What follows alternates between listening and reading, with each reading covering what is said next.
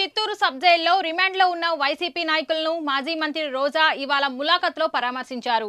కూటమి ప్రభుత్వం అధికారంలోకి వచ్చాక ఇచ్చిన హామీలను అమలు చేయకుండా రాష్ట్రంలో రెడ్ బుక్ రాజ్యాంగాన్ని అమలు చేస్తున్నారని రోజా ఫైర్ అయ్యారు. రాష్ట్రంలో వైసీపీ నాయకులపై అక్రమ కేసులు పెట్టడమే కాకుండా బెయిల్ రాగానే మళ్లీ వేరే కేసు పెట్టి మరో కోర్టుకు తీసుకెళ్లి ఇబ్బందులకు గురి చేస్తున్నారని రోజా ఆవేదన వ్యక్తం చేశారు. ఇందుకు పోసాని కృష్ణమురళి కేసులే నిదర్శనమని అన్నారు. ఆయన ఆరోగ్యం సరిగా లేనప్పటికీ ఆయనను ఎన్ని రకాలుగా ఇబ్బందులకు గురి చేస్తున్నారో కళ్లారా చూస్తున్నామని తెలిపారు. రానున్నది తమ ప్రభుత్వమేనని, కూటమి ప్రభుత్వానికి అండగా నిలిచే అధికారులను వదిలిపెట్టే ప్రసక్తే లేదని హెచ్చరించారు.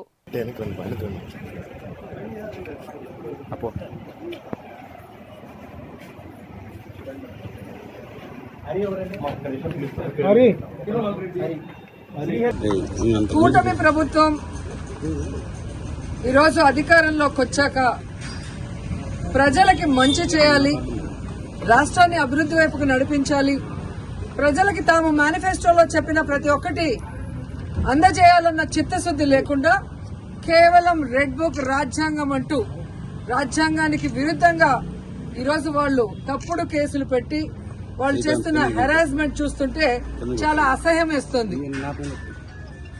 ఈరోజు వైఎస్ఆర్ కాంగ్రెస్ పార్టీ నాయకుల మీద కేసులు పెట్టి వాళ్ళని అరెస్ట్ చేసి కోర్టుకు తీసుకువెళ్లి కోర్టులో బెయిల్ ఇచ్చే లోపల ఇంకో పోలీస్ స్టేషన్ లో ఇంకో కేసు పెట్టి మళ్లీ ఇంకో కోర్టుకు తీసుకెళ్తాం, అక్కడి నుంచి బయటకు వస్తే మళ్లీ ఇంకో కోర్టులో కేసు పెట్టి ఇంకో చోటుకు తీసుకెళ్తాం.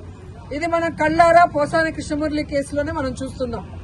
అలా చాలా మంది మీద కూడా జరుగుతున్న విషయాన్ని ప్రజలు తెలుసుకోవాలి. ఎందుకంటే సుప్రీంకోర్టు క్లియర్ గా మార్గదర్శకాలు ఇవ్వటం జరిగింది. ఒక మనిషిని అరెస్ట్ చేశాక ఒకవేళ ఆ మనిషి మీద వేరే వేరే పోలీస్ స్టేషన్ లో కేసులుంటే వాటన్నిటికీ పీటీ వారెంట్ ఇచ్చి ఒకే చోట విచారణ చేయాలని స్పష్టంగా ఉన్న వాంటెడ్ గా ఈరోజు జిల్లాలకి పోసాన కృష్ణమురళి గారిని వెహికల్లో తీసుకెళ్లి ఎలా హ్యూమిలేట్ చేస్తున్నారు, ఆయన ఆరోగ్య పరిస్థితి బాగాలేకపోయినా ఆయన్ని ఏ విధంగా టార్చర్ పెడుతున్నారో మనం కళ్ళారా చూస్తున్నాం. అంటే సుప్రీంకోర్టు ఇచ్చిన మార్గదర్శకాలకు కూడా తిలోదకాలు ఇచ్చి ఈరోజు అధికార పార్టీ వాళ్ళు చెప్పినట్టుగా అధికారులు నడుచుకోవడం చాలా దురదృష్టకరం. ఈరోజు వాళ్ళకి నేను సూటిగా చెప్తున్నాను, అధికారులకి అధికార పార్టీ చెప్పిందని మీరు ఈ విధంగా సుప్రీంకోర్టు మార్గదర్శకాలకి తిలోదకాలు ఇస్తే ఈ రోజు మా పార్టీ నాయకులు ఇబ్బందులు పడొచ్చు, కానీ భవిష్యత్తులో రాబోయేది వైఎస్ఆర్ కాంగ్రెస్ పార్టీ. జగన్మోహన్ రెడ్డి గారు ముఖ్యమంత్రి అయిన తర్వాత నిబంధనలకు విరుద్ధంగా పనిచేసిన అధికారులని, మా వాళ్ళని ఎక్కువ రోజులు జైల్లో పెట్టాలని తప్పుడు కేసులు పెట్టి అధికారులని మిస్యూజ్ చేస్తున్న కూటమి ప్రభుత్వ నాయకుల్ని ఎవరిని వదిలిపెట్టము, న్యాయబద్దంగా అందరినీ కూడా శిక్షిస్తామని కూడా వాళ్ళకి ఘంటాపదంగా చెప్తున్నాను. ముఖ్యంగా అధికారులు తెలుసుకోవాల్సిన విషయం, 9 నెలల్లోనే ఈ కూటమి ప్రభుత్వం చేతగాని ప్రభుత్వం, చెత్త ప్రభుత్వం, ప్రజల్ని ముంచే ప్రభుత్వం అని తెలుసుకున్నారు. కాబట్టే ఈరోజు ఉత్తరాంధ్రలో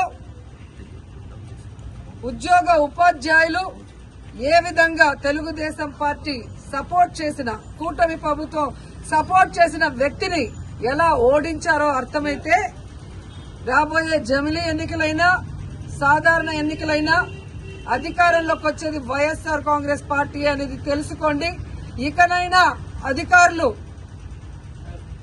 మీరు ఏదైతే న్యాయబద్దంగా చేయాలో అలా చేయాలి, అంతేగాని మీరు మితిమీరిన ఉత్సాహంతో చేస్తే మాత్రం చాలా బాధపడే రోజులు వస్తాయని కూడా తెలియజేసుకుంటున్నాను. అండ్ ఈరోజు ప్రెస్ ద్వారా ఈ రాష్ట్ర ప్రజలకి చెప్పాలనుకుంటున్నాను, అలాగే కూటమి ప్రభుత్వానికి కూడా చెప్పాలనుకుంటున్నా. కూటమి ప్రభుత్వం అధికారంలోకి వచ్చిన తర్వాత తప్పుడు కేసులతో హెరాస్మెంట్ చేయటమే కాకుండా ఈరోజు రాష్ట్రంలో మద్యం బెల్ట్ షాపులు ఏ విధంగా వీధికి పెట్టి విచ్చలవిడిగా మద్యాన్ని అమ్ముతూ ఈరోజు ఆడపిల్లల మీద అఘాయిత్యాలు పెరిగే విధంగా చేస్తున్నారో మీరందరూ కూడా కళ్ళారా గమనించండి.